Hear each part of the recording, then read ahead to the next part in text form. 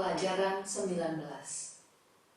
Agar anak merasakan manfaat seumur hidup dari pendidikan etika. Pelajaran sebelumnya kita ada membicarakan Zhang hu ren ji dai jiang, ren bu zai ji ji dao. Bila tetua mencari saudara kita, kita bantu memanggilnya. Bila yang dicari tidak ada, kita siap menggantikannya. Perilaku ini sangatlah penting dan dapat dipergunakan secara luas. Sebenarnya adalah etika dalam melayani tamu. Apakah anak yang sekarang ini dapat melayani tamu? Misalnya, Bibi telah datang. Anak-anak sedang bermain komputer. Apa yang bisa dia lakukan? Dia akan berteriak keras, "Ibu, Bibi datang." Apakah seperti ini baik?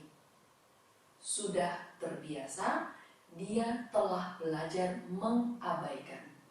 Menghormati senior ada di urutan kedua. Yang manakah yang terpenting?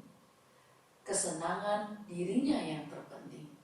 Lama-kelamaan rasa hormat akan hilang. Nantinya di sekolah dan di perusahaan akan muncul rasa canggung. Guru Cai bersama guru-guru lainnya pernah mengajari anak bagaimana menerima tamu, melatih satu persatu. Pelajaran di dalam buku bukan hanya harus dijelaskan, juga harus melakukan praktek yang sebenarnya. Dan bukan hanya melakukan praktek 1 atau 2 kali saja, tetapi harus membuat anak melakukan latihan berulang-ulang. Berlatih dengan giat, maka akan menjadi keterampilan. Suatu hari, Bibi datang pada saat waktunya makan siang. Sebenarnya semua anak-anak sedang makan. Kemudian semuanya berhenti. Untuk apa? Berebut untuk melayani tamu.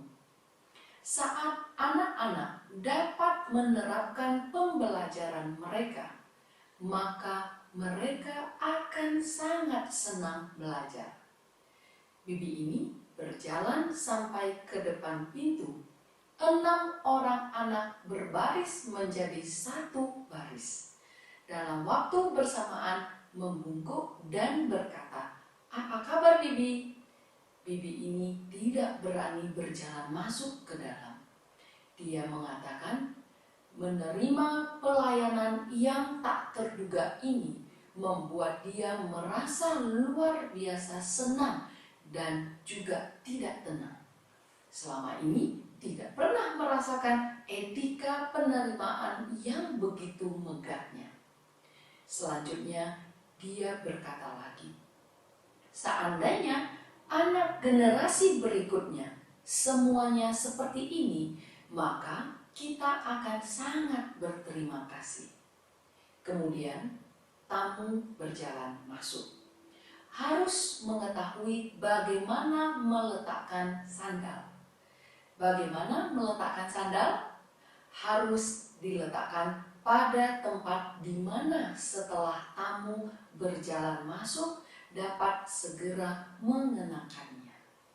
Jadi teman-teman sekalian, setiap perilaku sebenarnya adalah menempatkan diri untuk berpikir demi kepentingan orang lain. Dengan seperti ini, maka rasa kebaikan anak juga akan dipraktekkan pada bagian kecil di dalam kehidupan. Menunggu setelah tamu mengenakan sandal dan masuk, seharusnya berkata, "Bibi, silahkan duduk. Saya pergi menuangkan segelas air untukmu." Setelah menuangkan air, kemudian berkata, "Bibi, silahkan diminum airnya. Saya pergi memanggil ibu saya kemari." Ini adalah etika dalam menerima tamu. Harus dilakukan pelatihan di dalam keluarga. Selanjutnya, di saat sekolah. Melihat guru kelas sebelah berjalan masuk, ada sebagian anak kemungkinan akan berdiri di tempat awal dan berteriak keras, "Guru, guru kelas sebelah mencarimu." Ini tidak sopan. Jadi pada kondisi seperti ini juga harus membimbing mereka terlebih dahulu untuk mengatakan, "Guru, Anda tunggu sebentar. Saya pergi memanggil guru kami kemari." Kemudian baru membawa guru kemari. Sebuah pekerjaan dilakukan dengan baik dari awal sampai akhir. Sebenarnya saat anak sedang melakukan etika, maka sedang menumbuhkan kesabaran dan ketenangannya. Di dalam perusahaan, bila ada orang yang datang mencari teman atau pimpinannya, sebagian besar orang dapat menghadapi situasi seperti ini akan bagaimana? Misalnya, hendak mencari manajer. Kemungkinan manajer sedang rapat. Kamu berkata, "Mencari manajer, dia sedang di dalam." Baikkah seperti ini? Tamu berjalan ke sana, ternyata di dalam sedang mengadakan rapat. Setelah pintu didorong terbuka, maka akan sangat canggung. Saat rapat sedang berlangsung, apakah rapat terus dilanjutkan ataukah menerima tamu? Bila sekali dan sekali lagi terjadi situasi seperti ini, maka kemungkinan pekerjaan tidak dapat dipertahankan lagi. Tidak melakukan pekerjaan dengan baik, sebaliknya malah mengacaukannya. Menghadapi situasi seperti ini, seharusnya berkata kepada tamu dulu, "Silakan Anda duduk," menuangkan segelas air untuknya. "Saya pergi melihat apakah manajer sibuk atau tidak. Silakan Anda tunggu sebentar." Setelah pergi melihat, sedang rapat, mintalah petunjuk. Manajer mengatakan kemungkinan masih harus rapat sekitar 10 atau 20 menit. Barulah kemudian katakan dengan tamu, agar tamu juga ada persiapan. Setiap saat sesuai dengan etika, maka setiap saat dapat membuat orang memiliki perasaan sangat nyaman. Etika dalam melayani tamu ini bukan hanya di rumah, di sekolah, dan di perusahaan, bahkan pada instansi pemerintah juga perlu untuk dipraktekkan. Dan tamu, apakah yang diterima pada instansi pemerintah? Kemungkinan besar adalah orang luar negeri.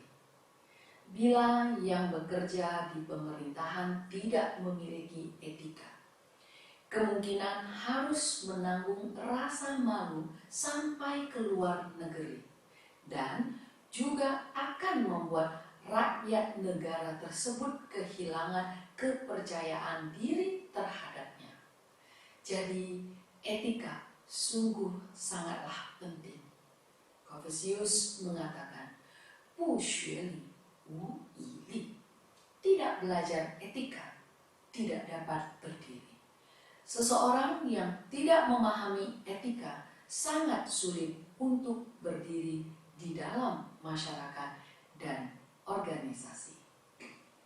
Kalimat berikutnya, mari kita bacakan.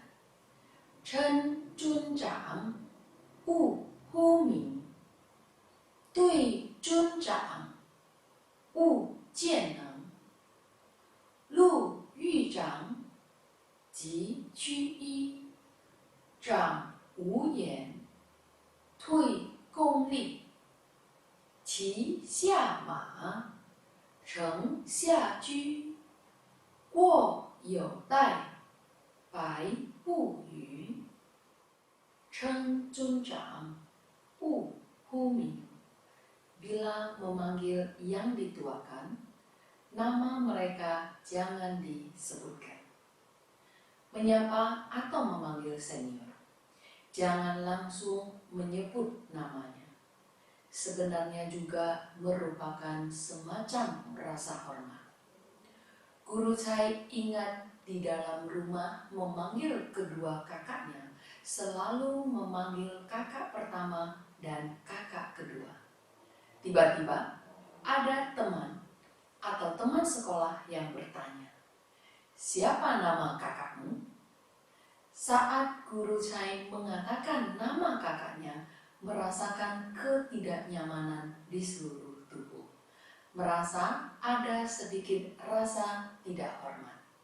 Jadi janganlah menganggap remeh sebutan kakak atau abang. Setelah lama memanggil sebutan tersebut, semakin lama dipanggil akan semakin akrab. Tetapi bila langsung memanggil nama, misalnya saat suami istri saling memanggil, semuanya memanggil dengan 3 huruf dan 3 huruf. Setelah lama dipanggil, maka hubungan suami istri akan semakin lama semakin dingin. Atau sebaliknya, semakin lama semakin panas. Sehingga dalam memanggil senior harus memperhatikan etika. Misalnya, menyebut dengan paman, pakcik, bibi, manajer, CEO. Setelah orang lain mendengarnya merasa nyaman, tidak mungkin dapat menyinggung orang lain. Kita sebagai orang dewasa harus menjadi contoh untuk anak. Misalnya, kita yang sebagai guru. Hubungan antara rekan kerja dengan sesama di hadapan anak jangan langsung menyebut guru Li Xu atau guru ini dan itu.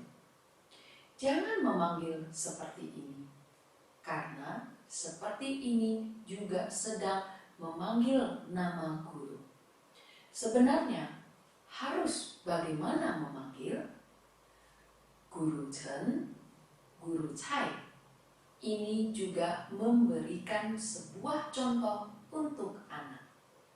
Walaupun panggilan kita antara orang dewasa boleh lebih sedikit akrab, tetapi tidak boleh menghalangi anak sejak kecil belajar perilaku rendah hati. Orang Barat memanggil ayah dan ibunya langsung menyebut nama. Banyak orang yang merasa bulan di bagian barat lebih bulan. Guru Chai memiliki seorang teman. Dia menyuruh putrinya memanggil nama ayah dan ibunya. Setelah beberapa tahun, temannya pergi ke Haikou belajar Tizikui. Dia baru mengetahui kesalahannya.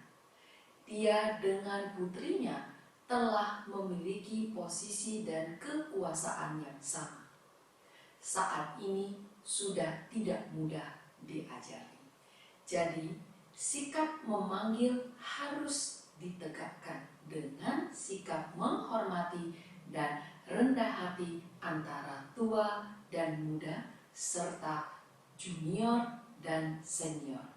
Etika ini tidak boleh dihapuskan.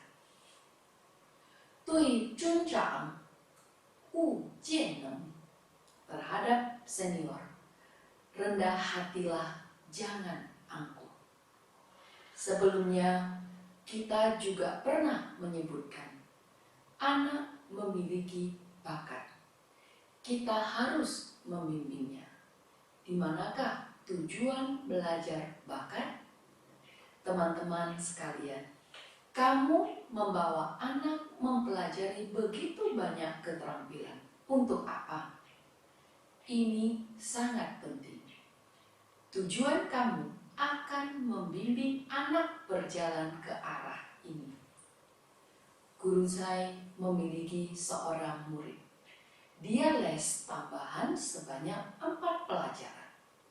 Saat itu dia kelas 6 SD. Guru saya berpikir, asalkan dia mendengar pelajaran dengan serius, pasti tidak perlu les tambahan sebanyak itu. Maka guru saya mencarinya dan berkomunikasi dengannya. Guru saya berkata, kamu les 4 pelajaran terlalu banyak. Bila tidak les 2 pelajaran saja. Akhirnya anak perempuan ini berkata, guru, tidak bisa. Sepanjang jalan kehidupan kami, itu semuanya les tambahan 4 pelajaran. Kamu lihatlah, di manakah tujuan anak les tambahan? Semua orang telah mengikuti les tambahan. Saya tidak boleh kalah dengan orang lain. Sama halnya, sekarang belajar begitu banyak bakat. Di manakah tujuannya? Orang lain bisa piano. Saya tidak boleh tidak bisa. Orang lain bisa menari. Saya tidak boleh tidak bisa. Seandainya adalah untuk menandingi orang lain, untuk status sosial, maka setelah bakat-bakat ini dipelajari, bukan hanya tidak ada manfaat apapun, juga kemungkinan akan terkontaminasi dengan kesombongan. Setelah belajar, akan sering berpikir untuk memamerkannya kepada orang lain. Sebelumnya kita juga menyebutkan, bila anak belajar kesenian, seharusnya kita membimbingnya, dia harus bertekad. Keterampilan harus dapat membahagiakan rakyat. Kita bisa membimbingnya. Kamu lihat begitu banyak orang. Misalnya, lagu yang dibuat oleh Tuan Li Sutong sekarang ini masih dapat tetap membentuk watak manusia. Kamu ingin belajar musik, juga harus seperti Tuan Li Sutong. Yi feng yi su, mo shan yu le. Ingin mengubah kebiasaan yang telah ketinggalan zaman. Tidak ada yang lebih baik dari musik lagi. Harus menentukan tekad yang tinggi. Dengan menggunakan musik, mengubah suasana masyarakat. Saat kita membimbing seperti ini, percayalah, pembelajaran anak pasti tidak akan sama dengan orang lain. Saat anak hanya belajar untuk dipamerkan, maka pembelajarannya pasti akan bertemu dengan halangan dan tidak ada penerobosan. Karena saat dia suka melakukan perbandingan dengan orang lain, maka dia akan takut mendapatkan dan takut kehilangan. Emosinya akan sangat parah. Sampai saat kritis tidak dapat naik ke atas lagi, tetapi bila dia bertekad, maka akan terus menyemangati dirinya sendiri untuk maju ke depan. Sehingga tekad adalah kunci keberhasilan dan kegagalan. Di dalam buku Zhu Zi Zhijia Ge Yan disebutkan, tekad dalam pembelajaran seharusnya pada kebijakan. Di manakah tekad orang yang belajar sekarang? Mencari uang. Jadi kamu lihatlah, Pelajar sekarang belajar dengan sangat sulit, sangatlah mengesalkan, karena hasil ujiannya tidak bagus. Maka targetnya ini telah salah. Kita harus memahami intinya. Di manakah tujuan Fan Zhongyan belajar? Harus menemukan dan memastikan sesuatu kesempatan yang dapat memberikan pelayanan pada masyarakat. Sehingga pemikirannya itu dengan pelajar yang hanya belajar untuk ketenaran, apakah hasil pembelajarannya sama atau tidak sama? Pasti tidak sama. Mendidik harus shen yu shi, berawal dengan sungguh-sungguh. Anak belajar kesenian dan keterampilan, kita harus membimbing mereka agar memiliki pemahaman yang benar. Dapat dilihat, wu jian neng, jangan memamerkan kehebatan sendiri, adalah menumbuhkan perilaku kerendahan hati anak. Di dalam I Ching disebutkan, Qian Gua Liu Yao Jie Ji, simbol heksagram kerendahan hati. Keenam iman semuanya baik.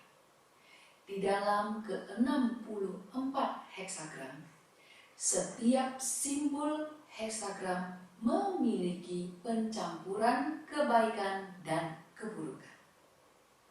Hanya ada satu simbol heksagram yang keenam imannya semuanya adalah baik, yaitu Qian Hua, simbol heksagram kerendahan hati. Di dalam Shu Jing juga disebutkan, Man Zhao Shuun, Qian Shou Yi, kesombongan mendatangkan bencana. Kerendahan hati mendapatkan manfaat baik.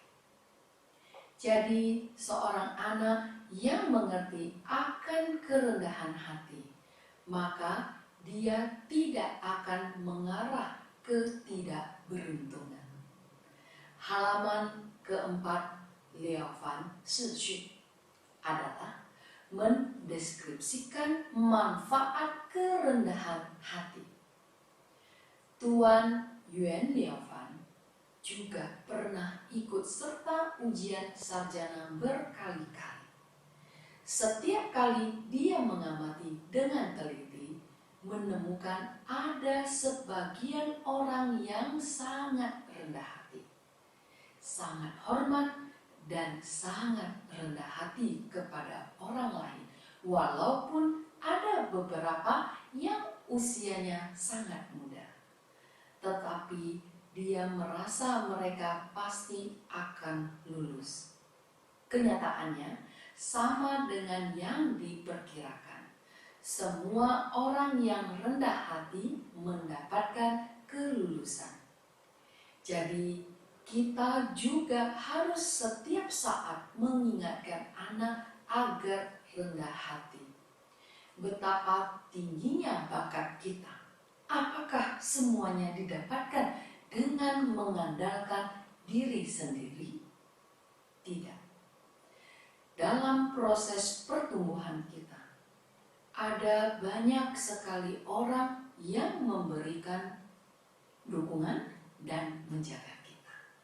Sehingga semakin berbakat, seharusnya kita semakin berterima kasih pada pengorbanan orang banyak terhadap diri kita. Memiliki pemikiran yang seperti ini dengan sendirinya juga tidak akan menjadi sombong. Lu Yu Zhang Ji Qu Yi Zhang Wu Yan Tui Gong Li. Di jalan bertemu senior, sapa dan hormat di hadapannya. Bila senior tidak berkata-kata, mundur dan berdiri dengan hormat. Di jalan bertemu dengan senior, maka kita harus berinisiatif memberi salam. Guru saya pernah mendengar ibunya berkata, ada beberapa murid yang pernah diajarinya. Saat melihatnya di jalan, segera bersembunyi dan pergi. Teman-teman sekalian, apa yang menyebabkan situasi seperti ini? Tentu ada banyak sekali kondisi. Misalnya, kita yang sebagai guru kurang dekat dengan anak-anak, sehingga mereka semua lari. Juga ada kemungkinan anak sejak kecil sudah tidak terbiasa memberi hormat kepada orang dewasa. Tidak terlalu paham akan permasalahan dunia dan hubungan antar manusia. Tidak peduli apa alasannya, kita harus memberitahukan anak. Bertemu dengan senior harus maju ke depan untuk memberi salam dan membungkukkan badan 90 derajat memberikan hormat. Ini adalah etika pertemuan. Teman-teman sekalian, mudahkah membungkukkan badan 90 derajat? Sekarang ini menyuruhmu untuk membungkukkan badan 90 derajat dengan seseorang, kemungkinan banyak orang yang tidak terbiasa. Ada sebuah taman kanak-kanak di Shenzhen yang melatih anak membungkukkan badan 90 derajat. Kira-kira melatih selama 1-2 bulan dan masih berkelanjutan. Ingin agar perilaku ini dapat diterapkan menjadi rasa hormat anak. Ada seorang anak, ibunya memiliki 3 saudara perempuan. Ayahnya memiliki 4 saudara laki-laki dan perempuan. Akan tetapi, hanya ibunya yang memiliki 1 orang anak. Begitu banyak orang menjaganya. Teman-teman sekalian, apakah anak ini mudah dibesarkan? Tidak mudah. Ada satu kali kakeknya berkata kepada semuanya, bertemu dengan cucu saya ini sama seperti bertemu dengan saya. Perkataan anak ini adalah perkataan saya. Barang siapa memukulnya, maka yang dipukul adalah saya. Seperti ini terus, anak ini akan bagaimana? Kemungkinan besar adalah merasa tidak terkalahkan. Orang tuanya melihat situasi yang seperti ini, merasa tidak pantas, maka membawanya pulang untuk dibesarkan sendiri. Dulunya saat di rumah kakek, satu kali di saat makan, sayur di atas meja terlalu sedikit. Anak ini segera menggunakan kaki menyangga meja berkata, sayur terlalu sedikit, saya tidak mau makan. Benarkah seperti ini? Tidak benar. Tetapi sangat normal karena mereka begitu memanjakannya. Telah memanjakan dia menjadi raja kecil. Ada berapa macam sayur untuk raja makan? 100 macam. Jadi sayur terlalu sedikit, dia tidak akan makan. Setelah ibu membawanya pulang, suatu pagi, ibu memasak bubur yang sangat bergizi untuknya. Akhirnya dia berkata kepada ibunya, saya hanya makan mie, tidak makan bubur. Ibunya juga tidak marah dengannya, karena 冰冻三尺非一日之寒. Terbentuknya sebuah kondisi adalah melalui pengakumulasian waktu yang panjang. Telah terbentuk menjadi kebiasaan buruk. sekarang ini ingin mengubahnya kembali menjadi benar, harus ada kesabaran. Sehingga dia berkata, "Kamu tidak makan? Baik, ya sudah." Akhirnya setelah jam 9, dia mengatakan lagi kepada ibunya bahwa dia lapar. Maka ibunya membawa semangkuk bubur itu keluar lagi. Dia tetap tidak makan. Kebanyakan emosi anak sekarang ini sangat bertentangan. Bagaimana? Janganlah keras melawan keras dengannya. Harus sebaliknya bersamanya. Dia tidak makan, maka disimpan. Setelah setengah 10, dia sudah sangat lapar. Bubur dikeluarkan. Dia makan dengan lahap. Setelah makan berkata, "Lumayan enak juga." Kemudian mengantarkannya ke taman kanak-kanak. Ayah dan ibunya juga dengan sangat tekun bekerja sama dengan gurunya. Mengajar anaknya membungkukkan badan 90 derajat. Ibunya mengantar dia pergi. Telah bertemu dengan guru dan akan membungkukkan badan 90 derajat pada guru. Anak itu tetap berdiri dan tidak bergerak. Sehingga ibunya mulai membungkukkan badan 90 derajat kepada guru dan berkata, "Kamu lakukan seperti ibu." Ibu ini melakukan bungkukan hormat kira-kira 10 bungkukan. Anaknya tetap tidak bergerak. Tetapi karena akan pergi kerja, maka ibunya terburu-buru pergi. Berjalan sampai ke depan pintu merasa tidak benar. Pendidikan harus dimulai dengan kesungguhan. Sejak awal tidak mengajarkan dia sampai bisa. Nantinya ingin mengajarinya akan semakin lama semakin sulit. Maka dia menelepon suaminya. Suaminya segera pergi ke sana. Suami dan istri bersama-sama jalan ke hadapan anak, berkata, "Sekarang ayah mengajarimu membungkukkan badan 90 derajat." Membungkukkan badan 90 derajat kepada guru. Kemudian ayahnya terus membungkukkan badan 90 derajat. Juga tidak tahu telah membungkuk hormat berapa kali. Anak ini berdiri di sana dan menangis. Kesungguhan hati ayahnya ini telah meluluhkan hati ketidakpahamannya. Saat itu juga anaknya membungkuk hormat 1 kali kepada guru. Dan saat bungkukan hormat itu dilakukannya, untuk kemudian tidak akan sulit lagi. Ibu ini juga sangat memiliki kepekaan pendidikan. Karena anak ini begitu dimanja oleh banyak orang. Tidak ada rasa hormat dengan orang lain.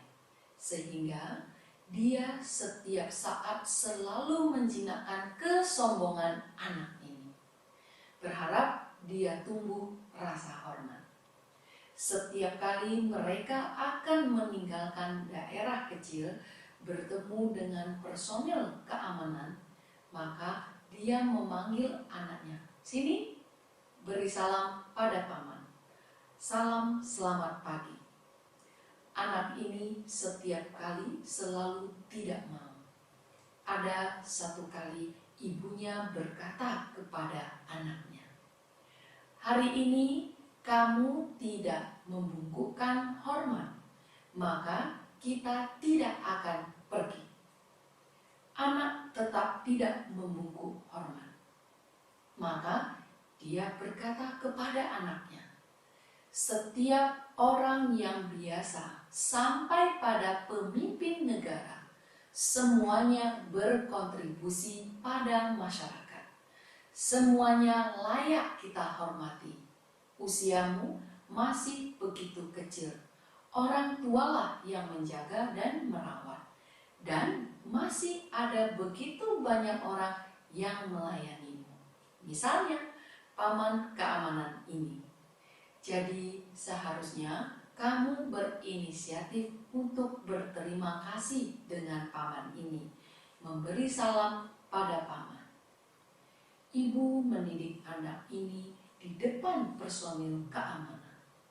Saat anak dapat mendengar dan menerima semua teori-teori kebenaran ini, dapat membungkukkan badan 90 derajat pada senior-senior ini, percayalah bahwa perilaku hormat yang ditumbuhkan akan sangat bermanfaat bagi hidupnya.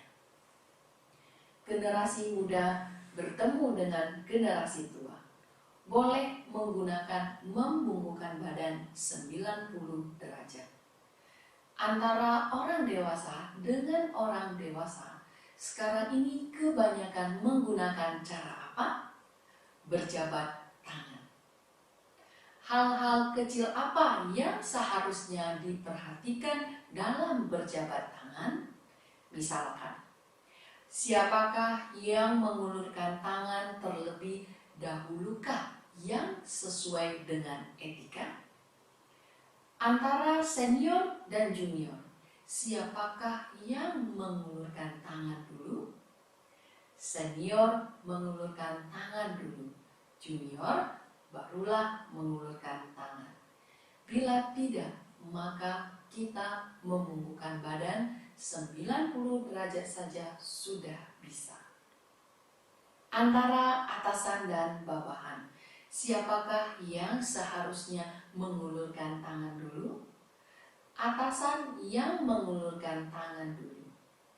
Kamu pergi ke perusahaan lain, melihat CEO mereka.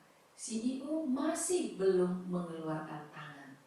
Kamu sudah mengulurkan tangan. Apa kabar? Apa kabar? Orang lain tidak mengenal kamu dengan jelas. Tangan tidak diulurkan. Bukankah kamu akan sangat malu? Jadi menghadapi pimpinan orang lain, juga menunggu dia mengulurkan tangan dulu, kita baru mengulurkan tangan. Urutan ini tidak boleh terbalik. Bila tidak, maka kemungkinan akan muncul situasi memalukan. Antara pria dan wanita, siapakah yang mengulurkan tangan dulu? Wanita.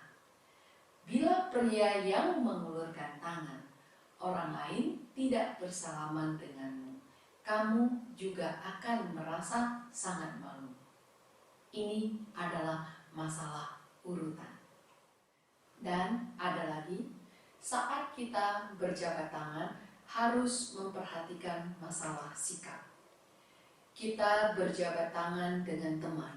Pertama-tama, pandangan mata harus melihat orang tersebut.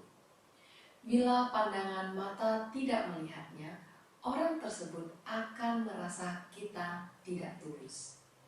Selain mata, masih harus memperhatikan kekuatan tangan.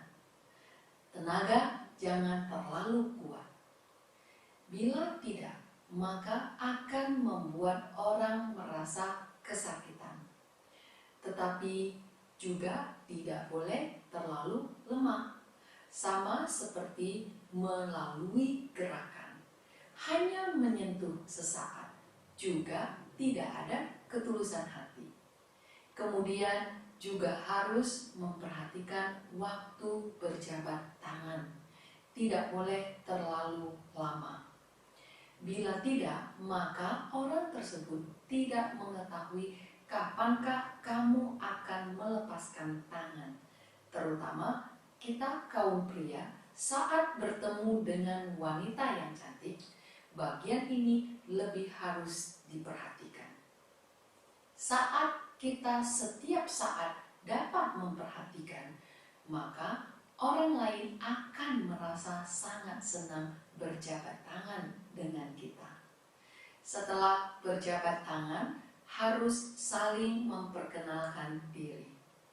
Urutan perkenalan diri ini sangatlah kebetulan. Kebetulan terbalik dengan urutan berjabat tangan. Generasi muda memperkenalkan diri pada generasi tua dulu. Bawahan memperkenalkan diri pada pimpinan. Kaum pria memperkenalkan diri pada kaum wanita. Mari kita pikirkan. Teman sekolahmu bertemu dengan ayahmu. Apakah kamu akan memegang tangan ayahmu dan berkata, "Ayah, sini, mari kita mengenal teman sekolah saya." Seperti ini akan merasa sangat aneh. Sesungguhnya etika adalah mengikuti kealamian. Maka mana ada yang membawa senior untuk diperkenalkan dengan seseorang yang tinggi padanya kemungkinan berbeda jauh dengannya. Bukankah itu sangat aneh? Jadi di dalam Li Ji, Le Ji disebutkan, Li zhe, tian di zhi xu ye. Etika menunjukkan urutan alami seluruh makhluk hidup. Etika adalah urutan dan hubungan hukum kealamian. Dalam proses perkenalan, kemungkinan besar orang lain akan memberikan kartu nama padamu. Pemberian dan penerimaan kartu nama juga harus diperhatikan. Bagaimana memberikan kartu nama? Kamu janganlah mengeluarkan kotak kartu namanya. Kamu selembar, dia selembar. Seperti ini akan memberikan perasaan apa pada orang lain? Kurang menghormati orang lain. Saat seseorang tidak menghormati orang lain, sebenarnya sudah tidak memberikan rasa hormat pada diri sendiri. Seperti bunyi peribahasa, 自取日无, menimbulkan penghinaan bagi diri sendiri. Kartu nama menunjukkan dirimu sendiri. Bagaimana kamu boleh membagikannya dengan begitu sembarangan? Jadi setelah kartu nama dikeluarkan, harus memberikannya dengan dua tangan. Seharusnya saat memberikan bagian mana yang diarahkan ke teman, bagian di mana yang setelah teman menerimanya dapat segera melihat.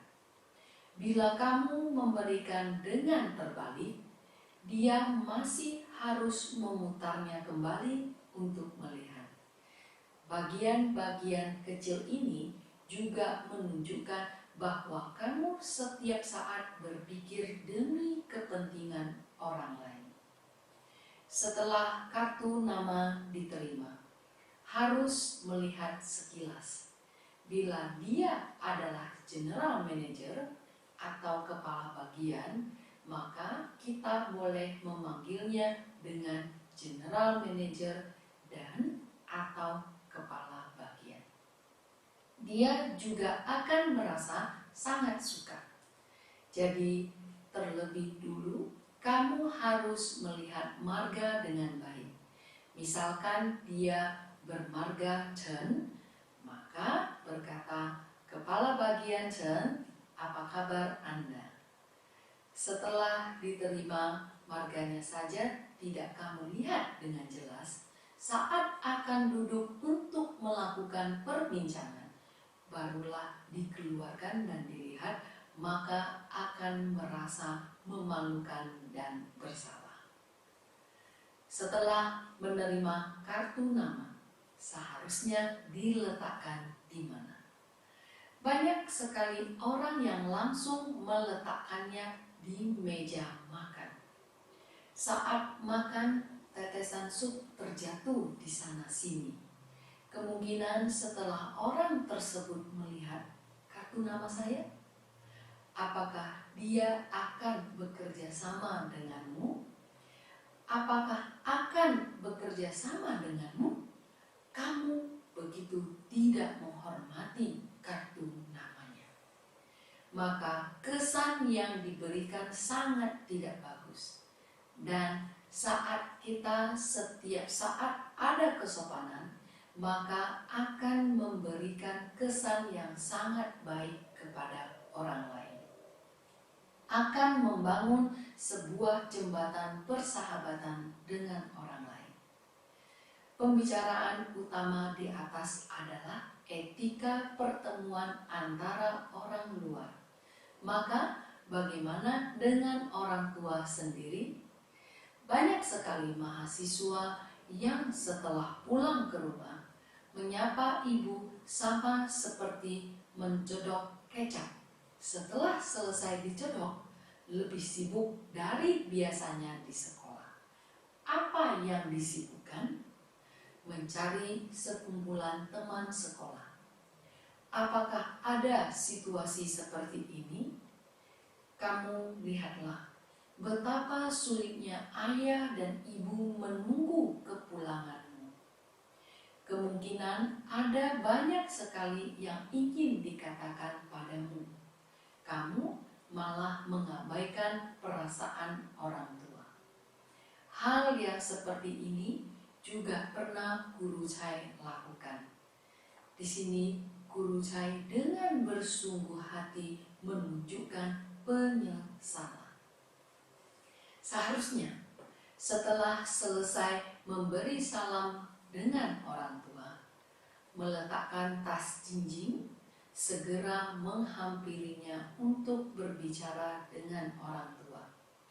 Karena sudah beberapa saat orang tua tidak berbicara dari hati ke hati denganmu. Tidak memahami kondisi kamu. Pasti akan ada banyak kekhawatiran. Saat ini kamu duduk, baik menemani ibu membaca buku atau menemani ibu minum teh. Waktu ini tidak bolehlah dihemat. Banyak orang yang akan berkata, tidak ada yang mau ibu bicarakan dengan saya. Itu sebenarnya karena kamu hanya menyapa sebentar saja langsung pergi. Perkataan yang ingin dikatakannya itu masih belum muncul. Sebenarnya saat kamu sangat ada niat secara diam-diam menemani orang tua duduk sebentar, maka inspirasinya akan datang. Dengan sendirinya akan ada banyak sekali perkataan yang dapat dikatakan denganmu. Jadi kita juga harus ada kesabaran dalam berbincang dengan senior. Menemani mereka duduk sebentar. Benar-benar telah duduk sebentar, orang tua sungguh tidak ada perkataan kita barulah pergi. Ada satu kali Guru Chai pulang dari Haikou. Sore hari itu juga pergi melihat kakeknya dulu.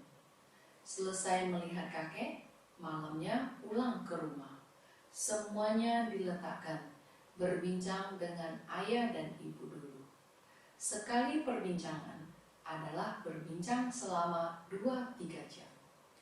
Kehidupan dan kondisi pekerjaan Guru Chai melapor dengan rinci kepada orang tua, agar orang tua merasa sangat tenang akan semua hal yang beliau kerjakan di luar. Beliau ingat saat pertama kali pulang ke rumah melapor kepada orang tua, saat ayah sedang mendengarkan ini, ada 3 kali matanya mengalirkan air mata. Karena dia mendengar Guru Chai di Haikou dan Shenzhen ini banyak sekali anak-anak yang setelah belajar kebudayaan tradisional pulang ke rumah menghormat orang tuanya. Maka dia tidak dapat menahan diri dan meneteskan air mata. Kemudian guru Chai pulang ke Haikou dan melanjutkan bekerja. Pertama kali menelepon pulang ke rumah. Hasilnya ayahnya berkata kepada guru Chai, "Kamu bekerja di sana. Bekerja dengan baik. Jangan khawatir akan urusan rumah. Urusan rumah akan ayah selesaikan dengan sangat baik." Ayahnya malah menenteramkan hati guru Chai, berharap agar beliau tidak khawatir. Guru Chai teringat saat menceritakan sebuah contoh dengan ayah. Beliau di Haikou ada seorang murid. Karena gurunya sangat serius mengajarinya Ticukui, sehingga dia pulang ke rumah saat tahun baru. Maka ingin menghormat orang tua, berterima kasih akan perawatan dia selama setahun. Maka anak ini mengambil 2 gelas teh dan berjalan keluar dari dalam kamar. Saat sebelum mengambilnya keluar, di dalam hatinya jantungnya berdetak, ada sedikit kegelisahan. Saat sedang berjalan keluar, kedatangan beberapa tamu, dia semakin malu, tetapi dia tetap memberanikan diri. Guru sudah mengajarkan, maka harus melakukannya dengan serius. Maka langsung berjalan ke hadapan orang tua, tiba-tiba berlutut. Sebenarnya orang dewasa sedang berbincang. Dengan berlututnya anak ini, terjadi sebuah keheningan. Tidak tahu kekuatan apa. Semua orang penuh dengan keheningan dan menutup mulutnya. Kemudian anak ini berkata, "Terima kasih pada budi membesarkan orang tua setahun ini. Pada permulaan tahun yang baru, semoga orang tua sehat dan panjang umur." Maka membungkuk dan menghormat sebanyak 3 kali. Tamu yang melihatnya di samping sangat tersentuh. Setelah anak ini pulang sekolah, menulis sebuah karangan, dia mengatakan saat dia akan berterima kasih dengan orang tua sangatlah gelisah. Tetapi saat dia berlutut, tiba-tiba merasa pikirannya jernih. Jadi langkah pertama yang akan dilakukan lebih sulit. Tetapi asalkan kamu dengan berani melangkah, maka yang akan kamu lakukan semakin lama semakin baik. Qi xia ma, cheng xia ju. Turun dari menunggang kuda, turun dari membawa mobil. Saat kita sedang duduk di kuda dan bertemu dengan senior, maka harus segera turun dari kuda. Karena bila kamu berteriak di atas kuda, "Kakak, apa kabar?" maka sangat tidak sopan. Atau sedang duduk di mobil, juga seharusnya turun dari mobil dan memberi hormat. Dengan perluasan, kemungkinan kebetulan kamu sedang sibuk. Misalkan kamu sedang bermain komputer. Ada senior yang datang, seharusnya berhenti dulu untuk menyapa. Setiap saat jangan melupakan rasa hormat ini. Tetapi seandainya kamu sedang duduk di dalam mobil, mobil sedang dalam kecepatan tinggi, tiba-tiba terlihat paman sedang menyetir. Bagaimanakah saat ini? Bolehkah membuka kaca jendela mobil, berteriak dengan kuat di sana, "Paman!" Ini berbahaya. Jadi, belajar etika harus belajar fleksibel, tidak boleh kaku. Guo you tai, bai bu yu. Bila beliau lewat, tunggulah dengan hikmah. Hingga beliau menjauh tak terlihat. Kita dapat mengembangkannya menjadi etika mengantar tamu. Mengantar senior dan mengantar tamu harus menunggu setelah dia pergi, barulah kita jalan. Saat menjelaskan kalimat ini, Guru Chai akan membiarkan murid menirukan sebentar. Yang satu menjadi tuan rumah, yang satunya menjadi tamu. Berjalan ke depan pintu, tuan rumah mengatakan, "Sampai jumpa." Kemudian segera menutup pintu dengan berdetak. Murid yang lain meledak tertawa. Maka Guru Chai bertanya kepada tamunya, "Seandainya orang lain mengantarmu seperti ini, apa perasaan kamu?"